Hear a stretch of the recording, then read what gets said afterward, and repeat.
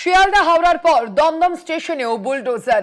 Dumdum station চত্বরে hawker উচ্ছেদে চলল bulldozer. 500টিরও বেশি দোকান ভেঙে ফেললো রেল কর্তৃপক্ষ। কথা বলবো, শাকিল মুস্তাক রয়েছেন প্রতিনিধি ফোন লাইনে। শাকিল, ঠিক কত দোকান ভেঙে ফেলা হলো মূলত এ বিষয়ে যাদের যে হকাররা রয়েছেন তাদের ঠিক কি প্রতিক্রিয়া পাওয়া যাচ্ছে, কি বলছে তারা? দেখো, একাধিক জায়গায় যেমন শিয়ালদা হাওড়া স্টেশনের পর কিন্তু দমদম স্টেশন চত্বরে যে বেআইনি দখল মুক্ত যে দোকানগুলো ছিল, সেই দখল মুক্ত কিন্তু করলো মূলত রেল আধিকারিকরা। মূলত দমদম স্টেশনের বাইরে যে এবং স্টেশনের উপরে প্ল্যাটফর্মের সমস্ত দোকান ভেঙে ফেললো রেল কর্তৃপক্ষ।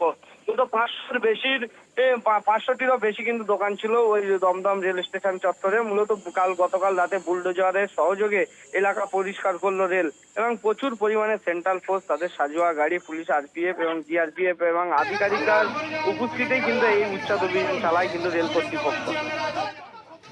ধন্যবাদ তোমায় শাকিল।